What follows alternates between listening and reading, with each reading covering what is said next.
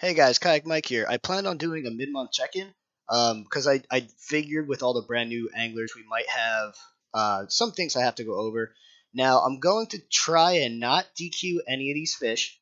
I'm going to try and leave all these fish on the board. The only way I will DQ one of these fish is if you end up cashing and one of these fish are part of your final score. So what I mean, so we're just gonna go right into it. I made a couple notes here. So all slot fish, you have to have maximum length achieved. And if you have a fish that is close to 30 inches, if it's questionable, if it's a 29.75, I strongly advise getting video evidence of that. We used to make it mandatory. It's no longer mandatory. But if you cash, I guarantee you, if you have a fish that's kind of close, somebody will question it, including myself as the judge. So, like right here, so I already sent Chris a message, and nobody take offense to any of this. This is a learning experience for everybody. And I'm not accusing anyone of cheating. If you're new to this, I try and do these educational videos as much as humanly possible. This is not calling anyone out. This is just me trying to help the community. And the best way to do it is with live examples. So Chris here has a fish. The tail fin's kind of spread. This tail fin right here needs to be as straight as humanly possible. This fish very well could be a 29.75 or a 29.5 as he has it submitted. However, with this tail fin spread, if you come down with this tail fin, there's a chance it might break 30. And 30 inches is our slot. So in our rules, you can't have that tail fin spread like that. That tail has to be as straight as humanly possible to achieve max length. The fish as is in this picture is not achieving max length. So I asked Chris to send me video evidence of this particular fish, of him trying to achieve max length. And if he cannot break that 30 inches, we will accept the 29.5. And this is what I mean by video evidence. I have one posted on YouTube, but old Justin Johnson, he's just in the habit of sending them to me, so I'll be quiet here for a second. Every time JJ has a perfect fish, this is how he submits it to me. All right, Mike. Head against the board, barely grazing 29 3/4. I can manipulate that every which way.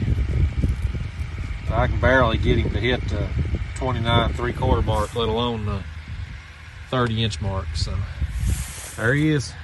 It's that simple. You show me that his face is bumped. You show me that you tried to achieve max length. That tail is straight. It's slightly pinched. That is the perfect example on how to achieve max length. You can also go to our online catfishing tournaments YouTube page. I have an example video there too. All right, so you see he's bumped right there. Not moving the fish, not moving the fish, not moving the fish. Straight tail, 31 3/4, which I hope I can actually get him on the picture at that. Pinching the tail, can't go past 31 3/4. This is a perfect slot fish. So those are two examples of how to get your slot fish. So again, please, Chris, don't. I just saw you message me. I haven't read it yet. But no one take any offense to any of these examples. I'm also about to pick on a veteran too. So over here to Travis Buford, I shot him a message too. And again, like I said, I'm not going to DQ any of these fish unless one of these fish that you have submitted incorrectly puts you in the money at the end of the month. So right here, in the slot tournaments, you have to submit fish. They have to be on their right-hand side, and they have to be left eye up. All channels and all blue cats have to be submitted right-hand side down, left eye up. Or right side of their body down, left eye up. That is to have continuity amongst all the fish that are submitted. The only type of fish that can be submitted on its belly in any type of tournament is a flathead. So if you were in a slot tournament, the only fish that could be submitted on its belly is a flathead. Every other fish has to be submitted, like here's another great example, laying down on its right side, left eye up. I have to be able to see the left eye, and it has to clearly be laying on its right-hand side. So Travis submitted, and he probably just didn't know the rule. Again, I am not saying anyone is cheating. That is not what I'm saying. I'm just trying to. We're about halfway through the first month of the tournament season. I'm just trying to, especially get all these new guys up to date on the rules as fast as possible because it's easy. Our rules are pretty simple, but it's easy to overlook this. If you just kind of join the tournament and you're like, oh, I'm just going to measure fish and submit them, it's easy not to know that you had to put them on their right hand side and have the left eye up. So Travis, I'm not busting your chops at all, but going forward, make sure you submit them with them laying down on their right hand side with that left eye up. Uh, but again, I'm not going to DQ any of these fish. The only way I'll DQ the fish is if at the end of the month, one of these fish put you in contention for money, and it's a matter of you cashing and not cashing. That's because I don't want to go through these fish, especially for the new guys. And all of a sudden they submitted all these fish, and now their score's completely wiped out. However, I can't have any legal fish up there in the event that you're cashing at the end of the month. So we're going to leave the fish as is. And here's the example of JJ's right here. Here's the example of the fish that I showed you the video of. All right, moving on. We talked about flatheads only. Also, I'm going to go pick on my buddy Ronnie Paulin here. Ronnie Paulin, he has a beautiful flathead. But when he submitted this, he submitted it at 38.5. Now, me as the administrator, you see this bottom tail? I see the bottom tail at 38. For me, this does not appear to be touching the board. So he submitted it at 38.5. Now, this could be touching the board, but it is not clear. I can only judge what is unequivocally touching the board. So this fish is unequivocally touching at 38 inches, but this appears to be up off the board. So I reduced this fish to 38 inches from 38.5.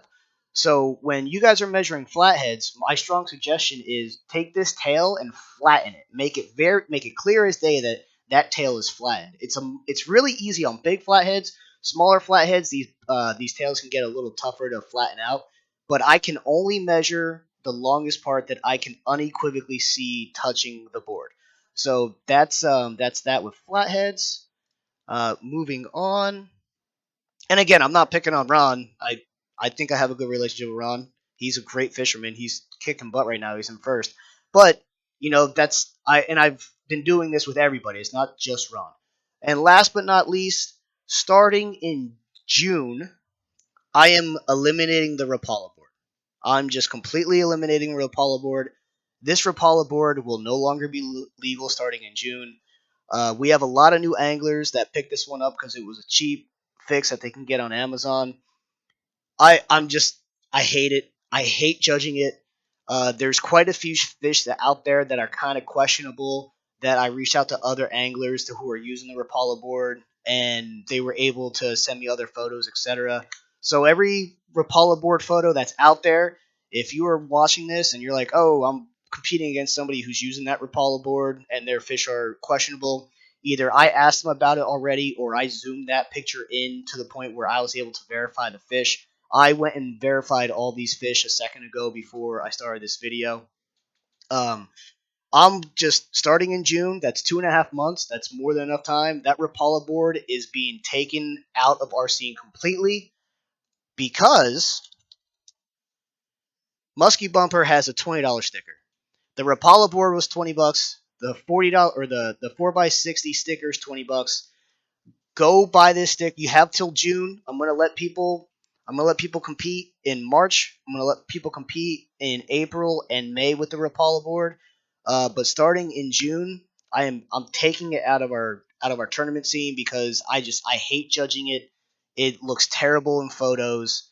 So starting in June, no more Rapala. Rapala is being banned from the scene. So I would strongly suggest getting that Muskie Bumper and I would strongly suggest getting this Muskie Bumper, either buying a Muskie Bumper or getting the sticker and start DIYing one now to prepare for June.